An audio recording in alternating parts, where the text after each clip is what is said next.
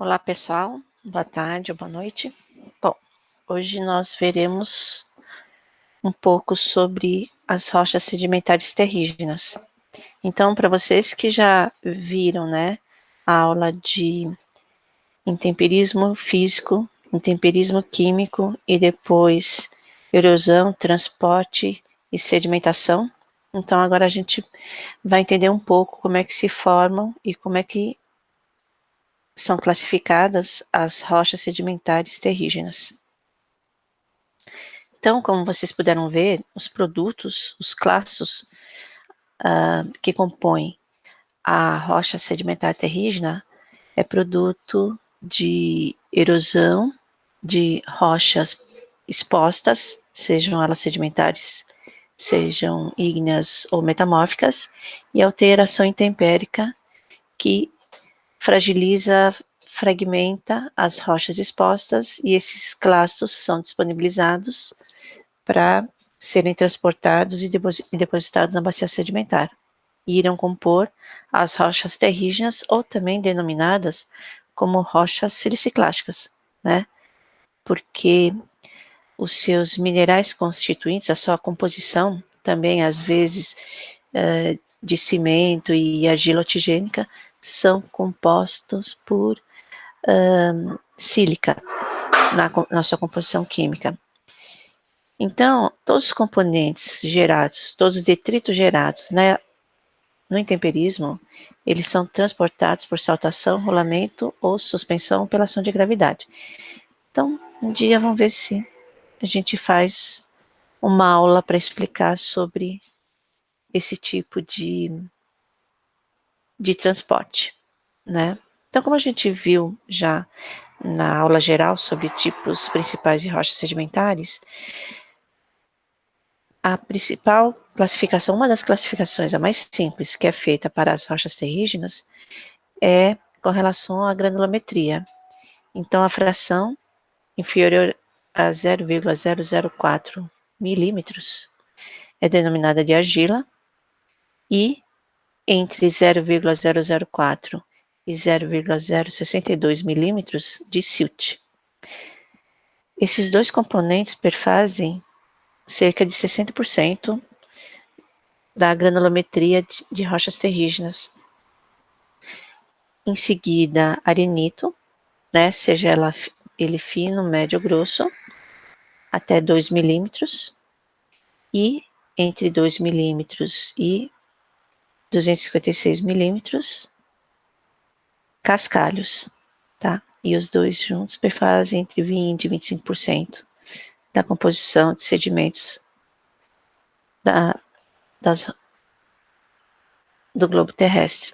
Então, também falado na outra aula, todo sedimento na fração argila, quando vira rocha, se torna argilito, é denominado argilito ou folhelho, se ele tiver uma laminação gerada, durante a deposição.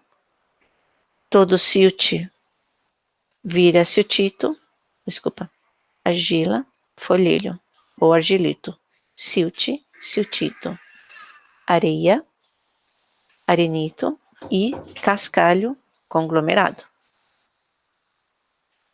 Então, vamos ver como é que se define, como é que se classifica o conglomerado. Então, se a gente for repartir, dividir com relação ao tamanho principal dos cascalhos que compõem a rocha, é possível definir conglomerados de grânulos, com frações que variam predominantemente entre 2 e 4 milímetros, conglomerado de seixos, bastante comum, até 16 milímetros, calhaus, conglomerados de calhaus, e até 128 milímetros, e conglomerados de matacões calhaus até 256 milímetros, e conglomerados de matacões acima de 256 milímetros. Então, esse é um exemplo de um sedimento, também chamado de sedimento rudito, classificado como conglomerado. Vocês vejam que os clastos que compõem ele, né, possuem diferentes tamanhos aqui. E esses clastos foram carregados, eu não sei se por rio, pela gravidade, e foram depositados na bacia sedimentar. E junto com eles, cascalhos na fração areia, que é essa parte mais homogênea aqui da foto. Então, aqui também é possível ver um conglomerado de seixos. Vejam a fração dos seixos, ok? E aqui, nesse intervalo aqui da rocha, é arenito. Arenito, e ele tem uma organização, né, feita pelo transporte e a sedimentação, de uma estruturação plano paralelo. Aqui vocês também conseguem ver o tamanho dos clastos que foram transportados e depositados na bacia sedimentar e depois geraram, durante a lixiviação, essa rocha. Então vocês vejam que a gente tem clastos de diversos tamanhos, ok? E possivelmente a fração, né, que está entre esses clastos é uma fração arenosa, tá? Então tem clastos de diversos tamanhos: areia, areia grossa, seixo, calhau, matacão, possivelmente, tá? E do que é feito esses clastos? Que tipo de composição podem ser feitos esses clastos maiores? Vocês podem ver que aqui parece que é um resto de rocha, né? Não sei se um gneiss, né, uma rocha básica. Então, geralmente, a fração areia dos clastos, a gente consegue até separar alguns minerais que compõem a rocha pré-existente durante o intemperismo, e esse mineral, como quartzo, feldespato, for transportado e depositado aqui na fração areia. Porém, quando a granulometria é maior, é muito difícil a gente ter o mineral separado. Então, muito provavelmente é um pedaço da rocha, é um clasto da rocha que foi fragmentada durante o intemperismo, principalmente físico, né? E durante o transporte, uma enxurrada, uma queda de blocos, né, por transporte de equação da gravidade, por exemplo, transportou esses clastos maiores até a bacia sedimentar, até o local de sedimentação. Então, muitas vezes, esses fragmentos de rochas são chamados de lito é rocha, clastos, litoclastos. Então, o conglomerado, ele pode ser composto por fragmentos de uma rocha só, quer dizer, uma rocha só foi soerguida, por exemplo, um gneiss, foi erodido e o depósito sedimentar estava muito próximo e só tem fragmentos, clastos, seixos, matacões, etc., só daquela rocha que foi erodida. Então, geralmente, quando a gente tem só uma rocha com um tipo de rocha que compõe os detritos, é chamado de monomítico, um conglomerado monomítico. Se de repente a gente tem 2 litotipos, ou máximo 3, chamado de oligomítico. Mas se nós temos vários tipos de fragmentos de rochas, como é esse caso aqui, né, dá para ver que provavelmente tem vários tipos de fragmentos de rochas diferentes. Então, nós chamamos de polimítico. Então, monomítico, oligomítico e polimítico. Essa é uma das classificações que se utiliza também. Uma outra classificação que se utiliza é quando nós verificamos, por exemplo, aqui são os clastos maiores na fração grânula, né? E a porção mais fina aqui pode ser composta ou de clastos na fração areia, ou, como aqui, de clastos na fração silt-argila, principalmente argila. Então, quando nós temos a matriz, vamos dizer assim, a fração mais fina do conglomerado composto por areia, nós chamamos de conglomerado clasto suportado. Então, mesmo a parte mais fina, né, da granulometria é clástica, é de areia, ok? Ou então é denominado como ortoconglomerado. Porém, se a matriz, vamos dizer assim, a porção mais fina, né, como essa parte mais cinza, é composta por argila, material, pode ser detrítico também, mas na fração argila, é denominado de conglomerado matriz suportada ou paraconglomerado. Vocês vão ver que na aula de geologia do petróleo, quando nós estivemos falando de determinados tipos de reservatórios formados em determinados ambientes deposicionais, nós vamos diferenciar esses dois tipos de conglomerados e como que eles vão influenciar na qualidade do reservatório se um dia, nesse caso, nós encontremos reservatórios parecidos com esse tipo de depósito.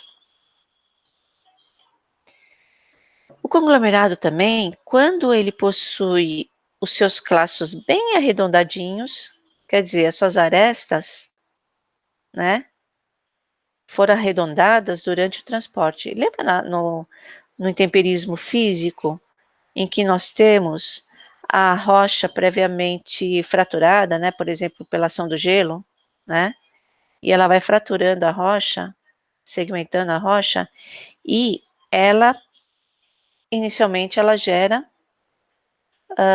os clastos pontiagudos, né?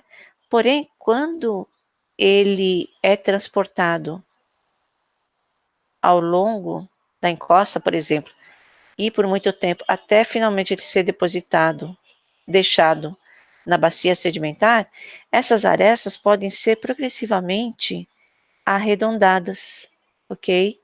Desgastadas pelo transporte, ok? Então, quando nós temos um conglomerado em que os grãos maiores, principalmente, possuem as suas arestas arredondadas, nós chamamos de conglomerado, né, com classes arredondados. Porém, se esse transporte, né, foi muito curto e não deu tempo de arredondar as arestas dos clastos que foram fragmentados no intemperismo físico da área fonte, então nós denominamos como brecha. Aí vocês vejam que aqui os clastos possuem arestas mais angulosas, ok? Isso aqui é uma brecha. Veja aqui essa aresta aqui, ó. Não sei se vocês conseguem ver, né? Como é pontiagudo aqui, essa face aqui, ok? E a granulometria, quer dizer, o tamanho do conglomerado, o tamanho dos clastos que são possíveis de se levar até a bacia sedimentar, até o local onde ele vai ser largado e depositado, vai depender muito do tipo, o agente de transporte, né, que vai estar envolvido na sedimentação. Então, vocês vejam aqui, né, em escala aqui, o nosso amigo, ok? E aqui o tamanho dos blocos, quer dizer, são calhaus e matacões, que foram depositados nessa região, nessa bacia sedimentar. Mas também a gente pode ver aqui como escala o martelo, né, que dependendo também do agente, da competência, né, do agente que está transportando, seja o rio, seja a ação da gravidade, a gente vai ter clastos de vários tamanhos, né? Aqui a gente já tem um conglomerado de seixos e calhaus, tá? Vocês vejam que até a sedimentação, o agente de transporte de sedimentação, ele organizou esses clastos, aqui já é rocha, tá, pessoal? Com uma certa organização. E temos aqui porções menores, quer dizer, com granulometria menor, e aqui porções, aqui mais para cima, com granulometria maior, né? Então, aqui, essa porção sedimentada foi mais competente, quer dizer, o agente de transporte conseguiu transportar classes com maior granulometria, e aqui, nesse intervalo aqui, ele já não tinha tanta competência. Então, essa questão da variação da competência do fluxo né, no transporte do sedimento, varia muito em função da quantidade de água, do relevo topográfico, né?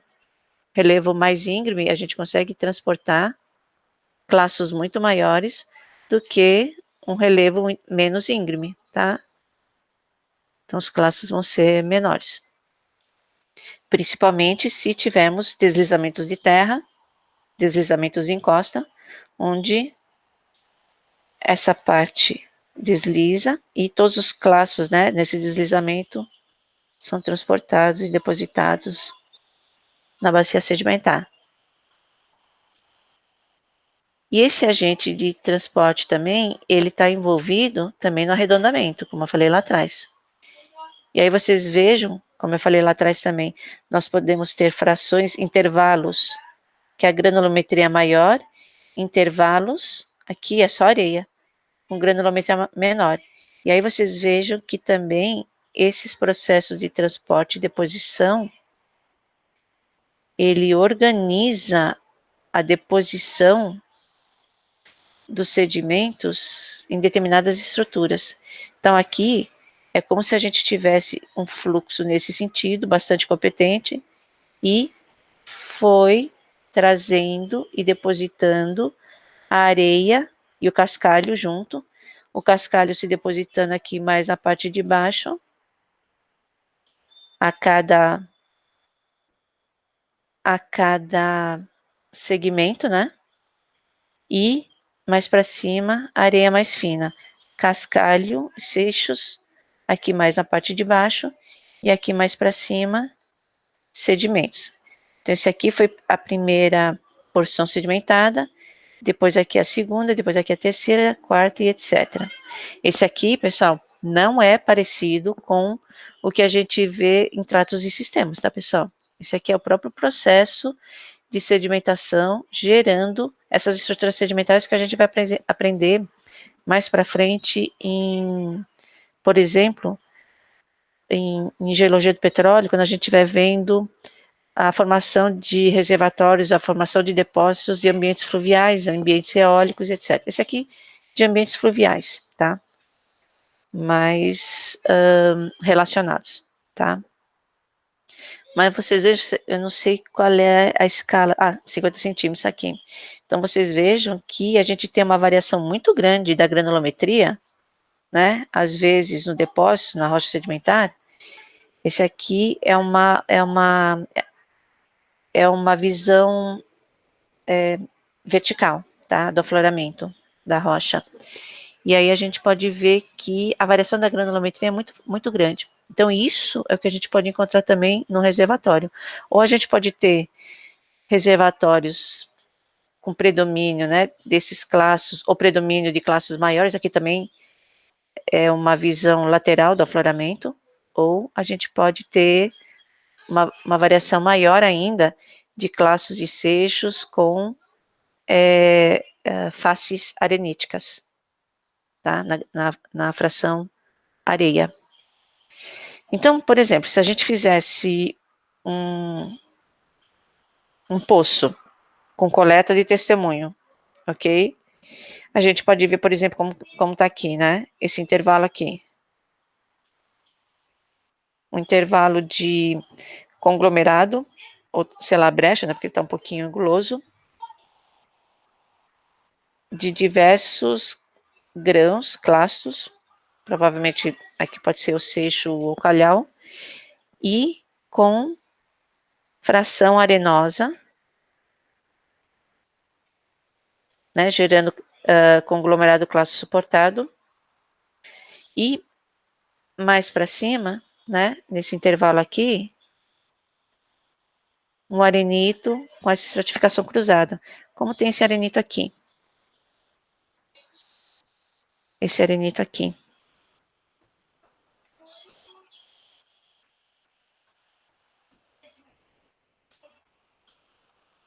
Só que aqui a estratificação é em plano paralela.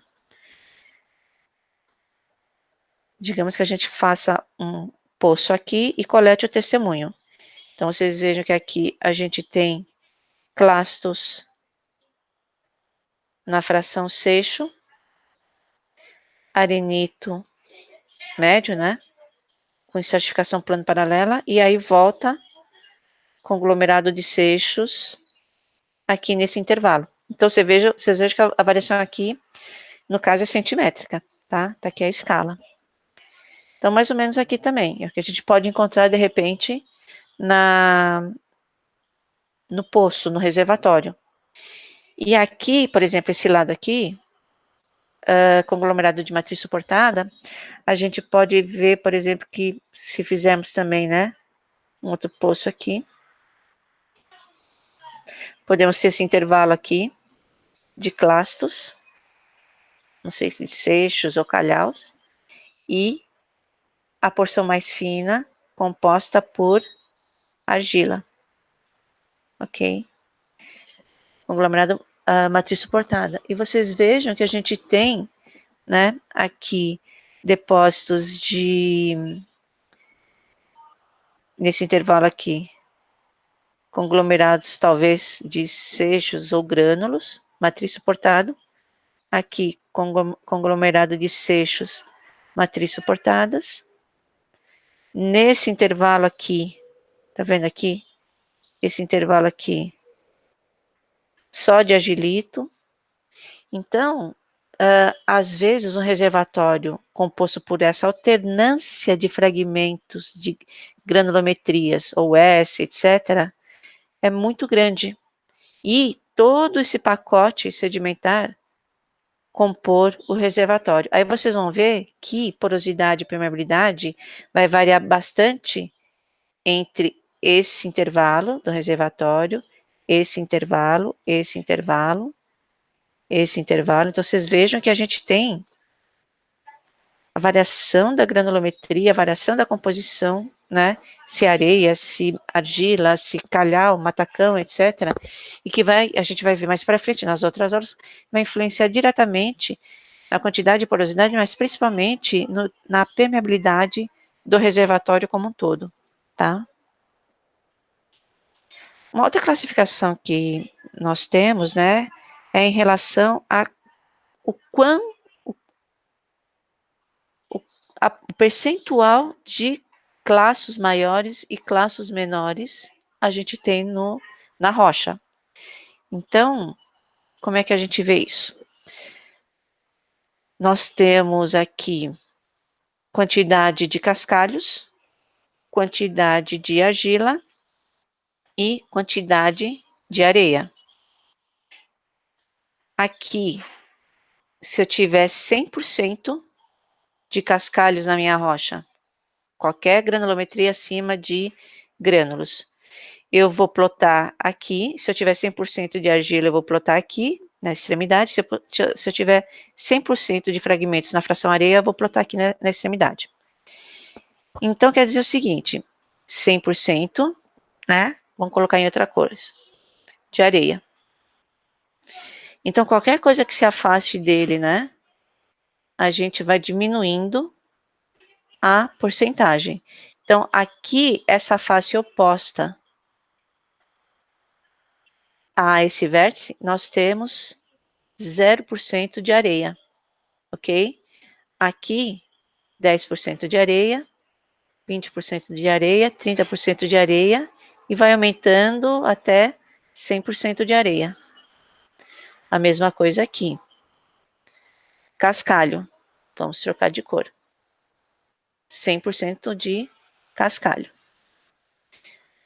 Aqui, o oposto dele, 0% de cascalho. Depois 10, 20, 30, 40, 50, até chegar a 100% de cascalho. E por último, aí a gente deixa em vermelho mesmo, argila, 100% aqui no vértice, e vai diminuindo progressivamente, ok? Até chegar em 0% de argila. Então, digamos que aqui, vamos fazer uma análise rapidamente aqui nesse intervalo aqui. Eu tenho 40% de cascalho e 60% de argila e nada de areia. Não, vamos colocar assim. 40% de cascalho 55% de argila e 5% de areia. Então vamos lá para baixo.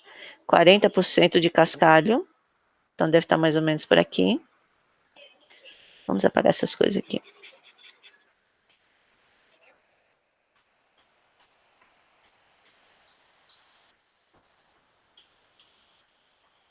Então cascalho, vamos pegar em azul. 40% de cascalho, sei lá, pode dar por aqui, tá?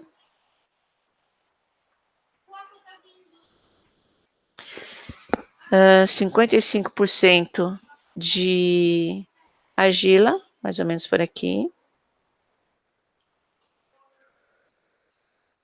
E sei lá, 5% aqui atrás de areia. Digamos que dá alguma coisa aqui, tá? Então, como é que o conglomerado vai ser definido? Vai ser definido como conglomerado argiloso ou cascalho argiloso, tá? Porque ele vai cair aqui. Qualquer coisa, quando você plotar pela porcentagem composicional de classes que você possui, né, na rocha, ele pode cair aqui nesse campo de conglomerado argiloso ou nesse campo de conglomerado areno-argiloso, ou cascalho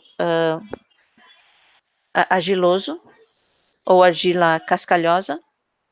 Na realidade, é argilito cascalhoso. Aqui, se ele cair aqui em cima, quer dizer, tiver pouquíssima quantidade de areia ou argila, mas tiver grande quantidade de cascalho principalmente, vai ser conglomerado cascalhoso. Ou, por exemplo, aqui, se ele tiver muito mais quantidade de argila e pouquíssima quantidade de cascalho ou areia, é argilito, tá? Então é isso. Mas essa definição, somente para vocês saberem, a gente vai focar principalmente na classificação de arenitos, que compõem os principais reservatórios do pós-sal, tá? Então, vamos ver um pouquinho os arenitos. Uma classificação mais simples é pelo tamanho dos classos, que varia entre 0,063 milímetros, né? E aí vai variando de muito fino, fino, médio, grosso a muito grosso. Quer dizer, no máximo 2 milímetros de diâmetro.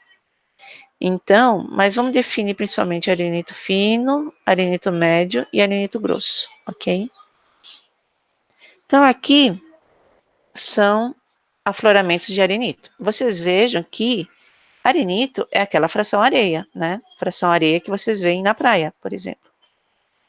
E muito difícil a gente reconhecer que tipo de classos, que tipo de composição, não só dos classos, né, mas outras composições que essa rocha possui. Então, o que a gente faz?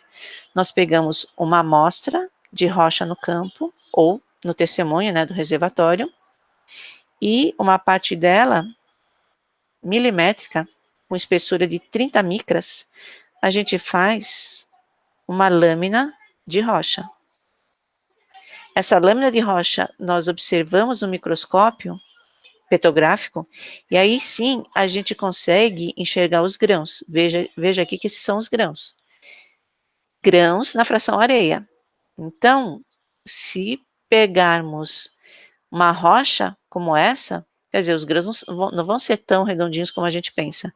Verifiquem que eles podem ter diversos formatos, ok? Veja aqui os formatos deles. E aí vocês vejam que tem essa porção aqui mais azulada. Aqui a gente fez uma figura, né, para demonstrar aqui o que está em preto é o grão, o que está em azul são os poros. E aí vocês vejam que a gente tem diversos tipos de poros, poros maiores e poros microscópicos, que estão aqui, ó, nesse intervalo aqui, entre os dois minerais. Ok? Então, eles são aqui, esses poros. definidos aqui. Então, vocês vejam que há diversos tamanhos de poros na rocha. E são exatamente nesses poros, sejam eles macroporos, como aqui, ou microporos, como esses aqui, é aí mesmo que vai entrar o petróleo quando ele migrar para a rocha reservatório. Mas a gente vai ter uma aula de poros só separado, tá? Então, o que eu preciso fazer? Eu preciso de uma lâmina da rocha, do arenito, para conseguir identificar como que são os grãos, do que eles são feitos. São feitos de minerais? São feitos de litoclastos? Sim, há litoclastos, inclusive na fração areia, como esse aqui, tá? São feitos, são arredondados, são angulosos? Então a gente vai ter uma aula só disso. Além dos clastos, tem outro componente, a rocha? Que outros componentes que podem ser esses? Vamos ver. Então, por exemplo, quando uma rocha sedimentar ou ígnea ou metamórfica ela sofre intemperismo químico e físico, ela gera partículas que podem ser ou fluidos ricos em íons, né? Já explicado no intemperismo químico, que vão ser transportados para a bacia sedimentar. Então, alguns minerais que podem ser transportados para a bacia sedimentar, os mais comuns que vão gerar as rochas sedimentares. Então, nós temos minerais de quartzo, minerais de feldspato, principalmente o feldspato potássico, que tem potássio na sua composição, micas como a biotita, muscovita, outros minerais pesados como zircão, turmalina, apatita, granada, hornblenda, e etc. Tá? Então, esses são os principais minerais detríticos. Aqui, pessoal, tem a calcita e dolomita. Se ela for transportada, né, para um arenito, ela pode estar junto no arenito, mas ela foi fragmentada de uma rocha carbonática que foi sujeita ao intemperismo, ok? Esses outros minerais aqui são principalmente os minerais que compõem as rochas que estão sendo degradadas e que vão ser minerais que vão ser mais resistentes para serem preservados nas rochas sedimentares, porque as rochas sedimentares também, conforme elas forem sendo formadas, litificadas ao longo do tempo, ao longo da subsidência da bacia, alguns minerais que compõem ela também podem ser dissolvidos, ok? E esses minerais, principalmente o quartzo, mica, né? Eles são mais resistentes a esse intemperismo. E eles podem gerar outros minerais dentro da bacia sedimentar durante o soterramento da bacia sedimentar. Então, está aqui um exemplo, né, de lâmina de rocha, onde a gente consegue identificar um grão de quartzo, um grão de biotita. Olha como é diferente o grão de biotita. Sabe essa biotita aqui? Ela tem um aspecto placoide, né?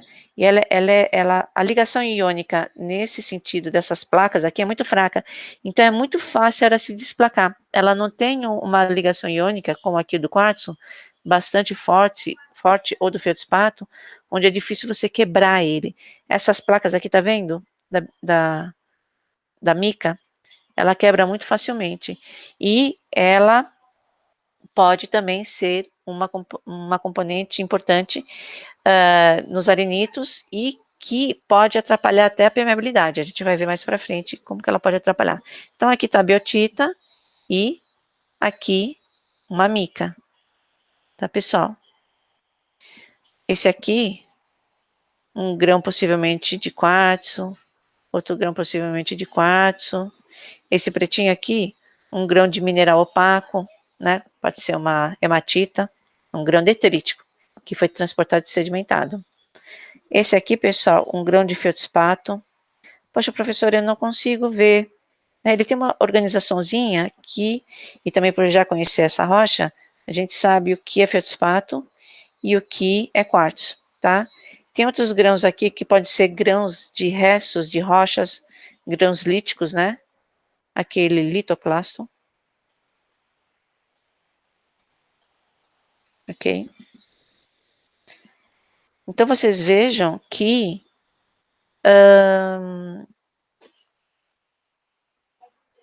é possível diferenciar o que é grão e aqui em azul o que é poro, o que é vazio entre os grãos, tá? Aqui estão os vazios, tá? Aqui vocês vejam aqui, os poros aqui, essas porções tingidas em azul, e aqui tá um pouquinho mais difícil de ver. E eu vou explicar por que mais para frente. Os fragmentos líticos que eu falei, né? Além de minerais, quartzo, feldspato, biotita, nós também podemos ter fragmentos de rochas que foram erodidas na rocha-fonte, isso aqui é um fragmento de rocha ígnea, e transportados junto com os fragmentos de, nesse caso, quartzo feldspato. Aqui também um fragmento lítico, esse aqui possivelmente pode ser de rocha metamórfica. Fragmento lítico aqui também. Fragmento lítico. Fragmento lítico. Fragmento de um mineral de quartzo. Tá vendo que eles estão na fração areia? Os dois. Esse aqui é um pouco maior, esse menor, mas esses aqui, ó. Esse fragmento lítico com mineral de quartzo, né? E aí, o que eu tenho aqui ao redor deles? Essa massa mais homogênea cinzenta. Ela não é porosidade. Ela é cimento. Lembra que eu falei lá nas rochas, no intemperismo químico? Como os fluidos que estão cheios de íons. Então, eles vão junto com os clastos, aquele fluido vai junto com o clasto para a bacia sedimentar. E aquele fluido, junto com os clastos, né, que vão sendo depositados na bacia e sofrem soterramento, com o tempo, esses fluidos que estão entre os grãos, eles se tornam muito concentrados e pode começar a precipitar cimento, grãos microscópicos ao redor dos grãos na fração areia ou qualquer outra fração no reservatório que está sendo soterrado. Não só soterrado, tem alguns tipos de cimento que são gerados, inclusive, com sedimento muito raso ainda, né, com sedimento exposto. Como, por exemplo, locais de bacias onde a gente tem muita evaporação, o fluido se torna muito concentrado e acaba precipitando o material na forma de cimento, tamponando, né, o que antes era porosidade. Então, aqui, por exemplo, eu posso ter o crescimento de minerais ao redor do grão, ok? E se esse crescimento continuar, se esse cimento continuar, ele vai, por fim, fechar todo o espaço poroso. Ele vai voltar a ser espaço poroso, como aqui. Vocês vejam que antes esse espaço aqui era ocupado por cimento. E aí sobrou só esse restinho aqui do cimento e o resto já está tingido em azul aqui, do fluido que preencheu o espaço poroso. Ok? Porque para a gente ter esse fluido azul, essa cor azul aqui no meio da rocha, a gente pega a rocha no campo, injeta no laboratório um fluido azul para que esse fluido azul destaque o que são os espaços vazios da rocha, que a gente está estudando, que são a porosidade. Então, o que aconteceu? Muito provavelmente, existia um cimento aqui que em outro período geológico foi dissolvido e gerou uma porosidade aqui, que é chamada de porosidade secundária. Vocês vão ver lá uma aula específica só sobre isso, tá? Então, beleza. Então, ó, fragmentos, né, que compõem o arenito. Minerais de rochas, quartzo, feldspato, mica e etc. Litoclastos, quer dizer, clastos de restos de rochas intemperizadas na fração, que aqui no arenito estão na fração areia. E também fragmentos biogênicos, como calcário, alguns, por exemplo, pequenos pedaços de conchas quebradas, ou outro carbonato que foi transportado e depositado. Ou seja, se a rocha tiver mais 50% de material biogênico calcário, ela vai ser denominada como carbonato detrítico. Mas se tiver menos 50% da rocha, se for mais grãos gerados por intemperismo e erosão e sedimentação, aí é rocha terrígena, tá? Então, fazendo análogo com a Praia de Santos.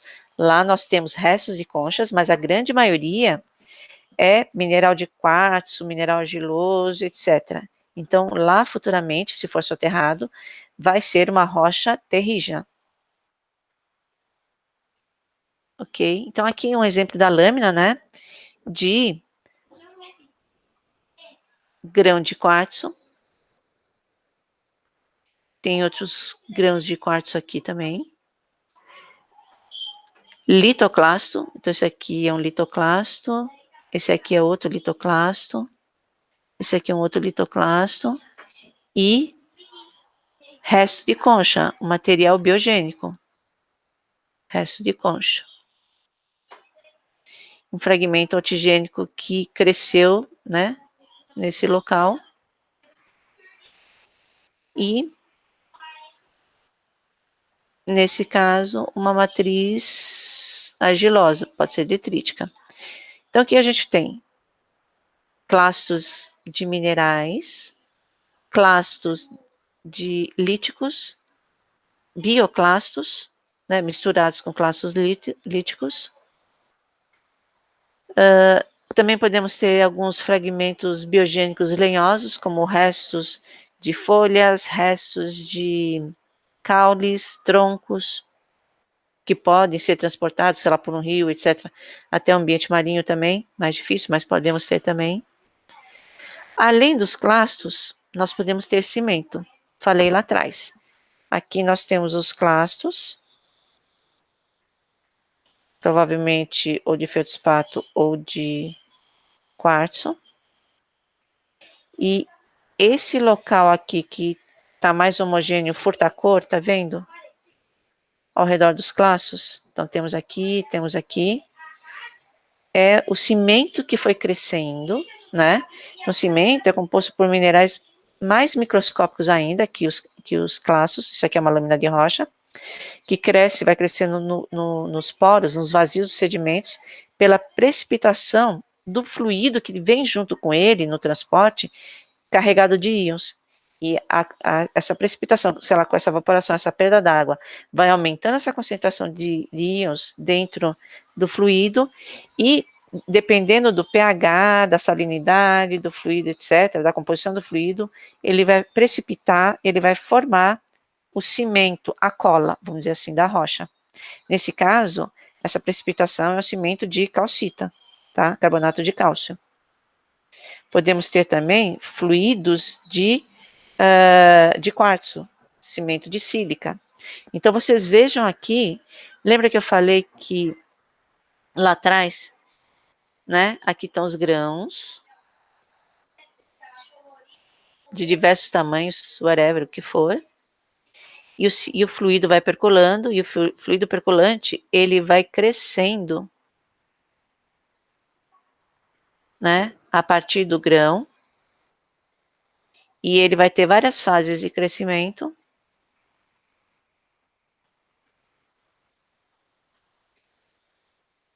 Vamos dizer aqui que essa primeira fase é o verde, a segunda fase é o vermelho, né, dependendo da concentração, né, de íons que vai ocorrendo, né, durante a precipitação dos primeiros, até que finalmente ele fecha completamente o que antes era a porosidade, ok?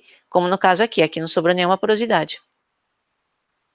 E a mesma coisa aqui, se nós temos um grão de quartzo, esse aqui é o grão original de quartzo, tá vendo a marquinha dele? E ao redor dele crescer um cimento de sílica, se esse crescimento, a mesma coisa aqui do lado, se esse crescimento de sílica não parar, Com o tempo, toda a porosidade da rocha terá sido fechada por esse crescimento. E aí nós temos um exemplo. Tudo isso em branco aqui, né, que não tem cara de grão, é cimento de sílica, que fechou completamente a porosidade da rocha.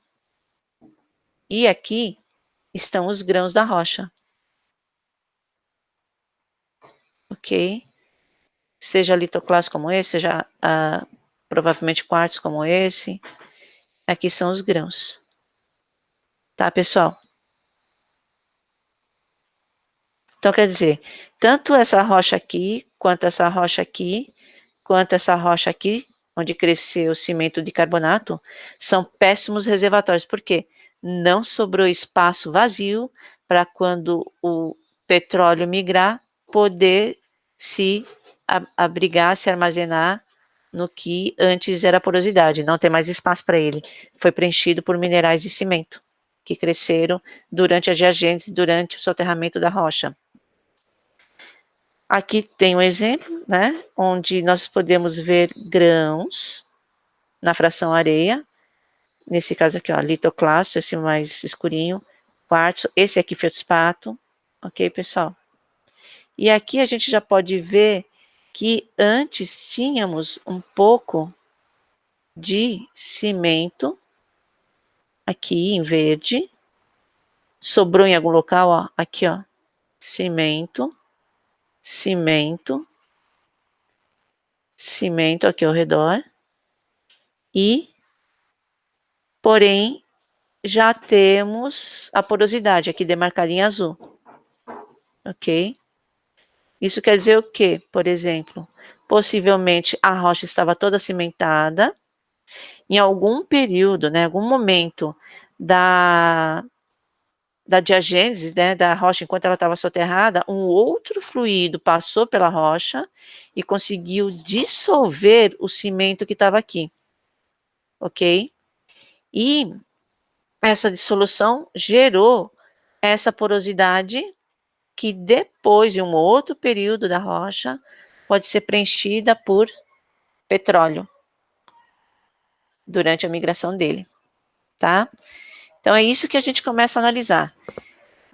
Como é que são os grãos, se são arredondados, qual que é a característica deles, se tem material de cimento, qual material de cimento que é, se tem porosidade, que tipo de porosidade que é, formato, etc. E se tem argila matriz também, que é argila mineral. Então vocês vejam que aqui estão os grãos, e às vezes a gente tem uma porção mais escura, vamos colocar em laranja aqui, essa porção mais escura, que pode ser clasto de argila. Então, argila junto com os grãos, né, desde a sua área fonte, ela pode ser também fragmentada ou formada lá por processos de intemperismo químico e durante o transporte ser depositado junto com sedimentos na bacia sedimentar. Então, esse material aqui, por exemplo, argiloso, que é transportado junto com os grãos, litoclastos, etc., na bacia sedimentar, é chamado de argila detrítica ou intraclastos de argila, tá? Porém, da mesma forma que o cimento, ao invés de cimento, eu posso ter o crescimento ao redor do grão de material argiloso, ok? Vocês vejam aqui, ó, pessoal, que eu tenho material escuro aqui, que cresce ao redor, que está maior, do grão do clasto, ok? E aí esse material é possível se observar, então vocês vejam que aqui está o grão, e aí a gente tem um outro mineralzinho aqui crescendo ao redor dele, Então esse microscópio é um microscópio eletrônico de varredura. O tamanho dele é muito maior que o tamanho do microscópio petrográfico convencional. E aí nós podemos ver que também, da mesma forma que é possível crescer cimento na rocha, ao invés de cimento, nós podemos ter o crescimento de matriz, que é uma argila altigênica. Muito melhor crescer argila altigênica do que cimento. Por quê? Porque nos grãos, né, se a gente começa a precipitar cimento, ele cresce muito mais rapidamente e fecha completamente a porosidade ao longo, em determinados períodos. Mas se começar a crescer, ao invés de cimento, material argiloso, é possível esse material argiloso, e a gente vai ver que tipo de argila, então tem diversos tipos de argila que podem crescer nesse contexto, dependendo do pH, dependendo da saturação do fluido que está entre o sedimento, né, que é trazido às vezes junto, no transporte do sedimento e é soterrado junto, né, e os rios que contém ele pode escolher, dependendo do pH, dependendo das condições, né, ele pode escolher precipitar ou cimento ou argilo mineral altigênico. Se ele escolher precipitar argilo mineral altigênico, durante o soterramento da bacia vai ser muito melhor ele preservar a porosidade do que o cimento, ok? Porém, as condições de permeabilidade, aqui está a porosidade preservada, em azulzinho claro. Então, porém, a permeabilidade vai ser também modificada por conta desse crescimento do argilo mineral. Todos esses crescimentos, pessoal, não é de ontem para hoje, é de milhares de anos, milhões de anos, tá? E também, durante a vida, né, da bacia sedimentar, da rocha sedimentar soterrada, outros fluidos podem ir passando e dissolvendo, ora o cimento, ora a argila altigênica, ora algum tipo de mineral, por exemplo, feldspato, potássio, que ele é muito facilmente dissolvido, né? E gerar uma porosidade bastante grande no seu lugar, ok? Então, depende muito das condições de pH, as condições ambientais, etc.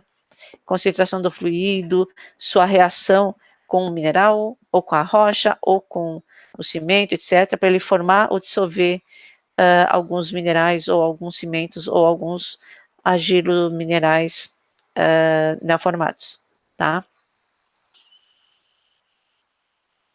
Então, vocês vejam que aí nós temos um pouco de classificação de arenito. A gente vai falar um pouquinho só de classificação hoje, mas depois eu vou dar uma aula só sobre isso. Então, a classificação do arenito, primeiro a gente vê com relação à sua maturidade mineralógica. Então, o que a gente vê primeiro? Qual que é a composição, porcentagem de quartzo, porcentagem de argila, independente se é argila mineral ou neoformado ou detrítico, e quantidade de feldspato. E com essa quantidade a gente consegue dizer que tipo de rocha ela é. Então, a mesma coisa aqui, 100% de argila nessa extremidade, e na extremidade oposta 0% de argila, então vai crescendo, 90, 80, decrescendo, 70, 60, 50 e por aí vai, de argila. Então, decresce a porcentagem. Aqui, 100% de quartzo aqui, no oposto, 0%. E, em azul, 100% de feldspato nessa extremidade. Vocês vejam que tem campos que não ocorrem composição possível, ok? Só a partir de outras composições.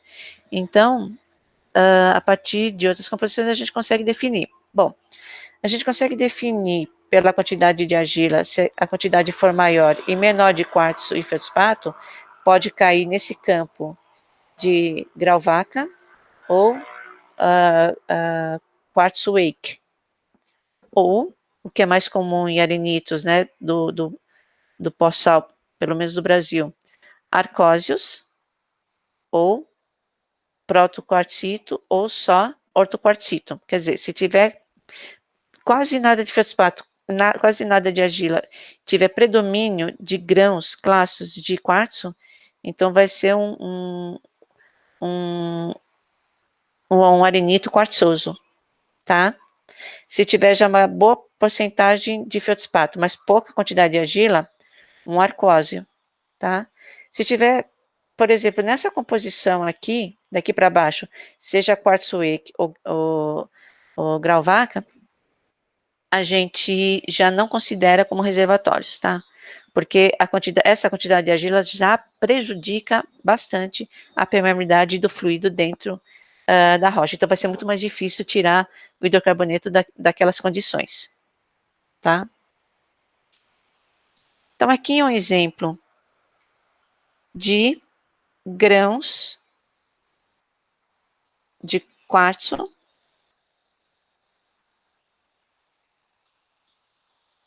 Eles estão em diversas colorações aqui, pessoal, porque ele tem um filtro, né, nessa lâmina de rocha que ele está impedindo, por exemplo, a passagem de luz no microscópio em uma direção. Então, por isso que tem essas condições. E aí vocês vejam que aqui está o grão, né? E ao redor dele aqui, o cimento de quartzo, de sílica, tá?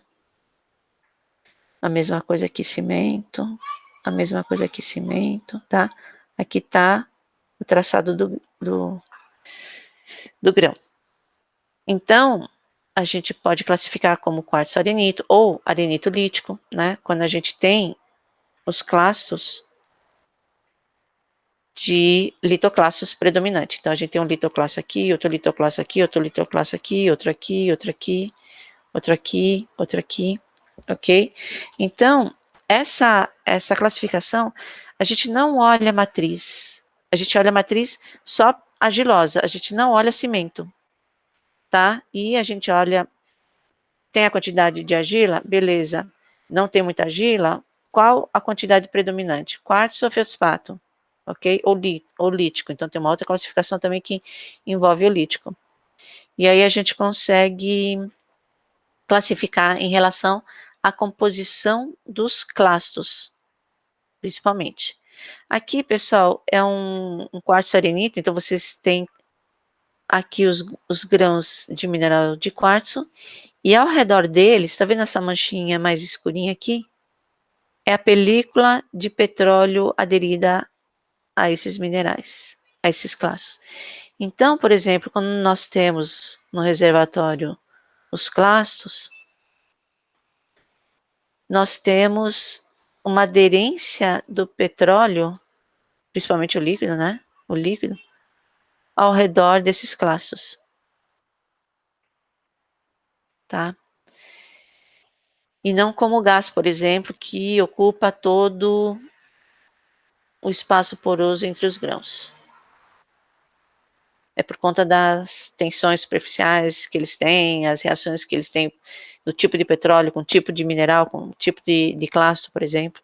Então a gente tem essa molhabilidade que a gente fala do petróleo ao redor dos grãos na rocha. A classificação de arenito também, considerando a mineralogia mais a matriz, quer dizer, a quantidade de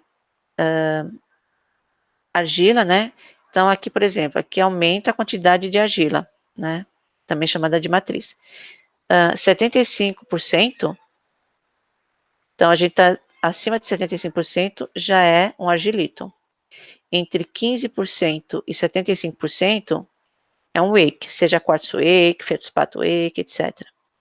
Menos de 15% de argila, então aí sim, aí a gente começa a olhar para a rocha. E aí a gente começa a verificar. Eu tenho mais fragmentos líticos? Eu tenho mais feldspato? Ou eu tenho mais quartzo? Quer dizer, se cair nesse campo, é quartzo arenito. Se cair nesse campo aqui, é um subarcósio, ok? Ou sublitoarenito. E se cair nesse campo aqui, é um arcósio. Vocês vão escutar muito de arcósio, quartzo arenito, etc., principalmente em perfilagem. Então, se cair nesse campo aqui, quer dizer, tem bastante quantidade de feldspato, quase nada de fragmento lítico, mais um pouco de quartzo também. Então, eu tenho uma área bastante ampla para definir e classificar a minha rocha sedimentar, o meu arenito, aqui como arcósio. Mas se eu tiver mais quantidade de litoarenito do que feldspato, então eu classifico como arenito lítico, ou litoarenito, tá? Que cai nesse campo aqui. Poxa, professora, como é que eu faço essa classificação? Simples, você convida um amigo geólogo, dá uma lâmina para ele, e essa lâmina ele vai contar 300 a 500 ou 600 grãos, a gente fala pontos, né? De minerais, e ele vai contar. Então, aqui eu tenho 1, 2, 3, 4, 5, 6, sei lá, 7 quartzo, 5 litoclasto e 2 feldspato. Mudo a lâmina, né? Então, eu pego uma parte da lâmina aqui, faço a contagem. Pego outra parte da lâmina, faço a contagem. Pego uma parte da lâmina, faço a contagem. Cadê a lâmina lá atrás? Então, eu vou fazendo essa contagem, né? Vou fazendo essa contagem ao longo de toda a lâmina até, dependendo, né, do local, da companhia de petróleo, etc., até 300 ou até 600 pontos, ok? Existem softwares agora que é possível utilizar esses softwares para fazer essa contagem também, né? Então, ele analisa os pixels, sei lá, as características ópticas, né, de cada um dos minerais, e você fala, ó, esse aqui, quem tiver essas características vai ser quartzo, quem tiver essas características vai ser litoarenito, e por aí vai. Então, é possível, as companhias já têm esse recurso, mas sempre tem que ter alguém conferindo essa análise, tá? Mas, na área acadêmica, você pega o seu amigo geólogo e manda ver, na colaboração com ele, tá? E é assim que se faz a caracterização de rochas sedimentares. Mas essa classificação do tipo de arenito, beleza? E, por fim, né? Estou dando um panorama geral, a gente vai rever essa classificação mais para frente. A gente tem os pelitos, né? Que são os siltitos e os agilitos. Então, o pelito, de uma forma geral, né, compõe as rochas argilosas, os agilitos. Então, composta por frações de clastos, principalmente transportados de argila e silt. Essa fração granulométrica é muito pequena para ser reconhecida no microscópio, como eu falei, então a gente reconhece no MEV e, além disso, pega uma porção desse agilito e analisa no equipamento de difração de raio-x, que vai me dar a composição de elementos químicos que aquela argila possui para eu classificar o tipo de argila. O tipo de argila são inúmeras, né? São grupos de argilas em que essa análise é feita com vários processos, várias análises, várias metodologias, tá? Então, eu identifico tanto no MEV, microscópio eletrônico de varredura, quanto por difração de raio-x. Então, se for uma rocha composta só na fração argila, vai se chamar agilito. Se tiver silt, vai se chamar siltito. Se tiver a fração dos dois, a gente pode classificar como pelito. Então, alguns minerais de argila, né, eles são do grupo de filosilicatos, junto com as micas, por exemplo, né? E se um agilito tiver uma foliação microscópica, milimétrica não, milimétrica plano paralela, né, a gente pode chamar de folhelho. É um acamadamento, né, do argilito. De uma forma geral, na indústria do petróleo, todo argilito é chamado de folhelho, tá? Então, os siltitos, mais ou menos, tem uma composição de quartzo, minerais de feldspato, minerais de biotita, moscovita, óxidos, etc., além de argilominerais. Então, eles são detríticos, são transportados e depositados na bacia sedimentar. Os minerais de argila são geralmente formados pela dissolução de feldspato ou outros silicatos que são transformados em argila no intemperismo químico. Eles também podem compor outros argilos minerais, né, com a entrada de íons de alumínio ou magnésio na sua composição cristalina. Mas os principais minerais de argilas que se deve conhecer para o petróleo, por exemplo, é a caulinita, ilita, montmorillonita e clorita. Então, a caulinita, né, a construção dela, ela é uma argila de 2 camadas, né? Então, nós temos uma camada de sílica tetraédrica e outra de, por exemplo, alumina octaédrica, né? E alguns íons, né, que podem variar dependendo, né, do local, que vão intercalando. Então, por exemplo, a gente pode ter a formação de caulinita em locais que a temperatura é quente, altas temperaturas, em locais de grande umidade, águas ácidas, Monte Morilonita. Aí é uma argila expansiva, né? Por quê? Porque ela incorpora a água na sua estrutura cristalina. E aí ela consegue expandir essa construção de 3 camadas. Então, muitas vezes ela pode se formar, por exemplo, em vários locais. Ela pode se formar em solos com pH neutro ou alcalino, quer dizer, em temperaturas moderadas, ou em condições alcalinas de ambiente de clima árido, ou pelo intemperismo do vidro vulcânico. Então, aqueles locais que têm muito material vulcânico na fração vítrea, né, que é um rápido resfriamento, por exemplo, da fumarola vulcânica, e o intemperismo químico sobre ele gera a montemorillonita. Ilita, que pertence ao grupo das micas, né?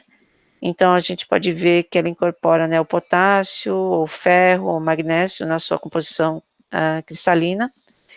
E, por exemplo, ela pode se formar em condições de temperatura né, do solo, né, com uma lixiviação limitada no intemperismo, né, químico, e ela é um tipo de argila detrítica que predomina nos sedimentos de ambientes marinhos, por exemplo.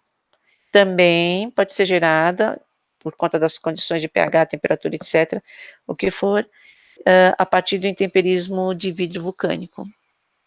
E, por fim, a clorita também pode ser formada, né, dependendo da rocha, dependendo da lixiviação que a rocha estiver sofrendo ou o solo, e que tenha condições, né, de ácidas, né?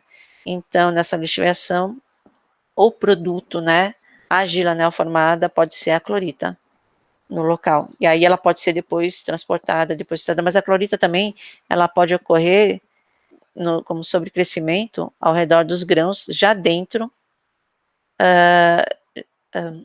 quando o grão estiver depositado na bacia sedimentar, né? Ou durante períodos de soterramento, no soterramento, né, da bacia sedimentar.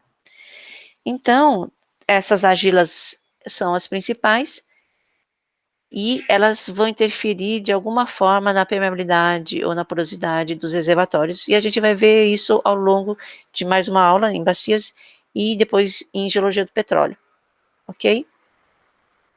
Então, pessoal, na próxima aula eu vou falar um pouco sobre a análise da maturidade textural e mineralógica nos arenitos, então a gente vai fazer uns exercícios em cima disso, e aqui a bibliografia consultada, que vocês depois podem ver com mais calma, tá? Então é isso, pessoal. Bom trabalho para vocês, bons estudos e até a próxima.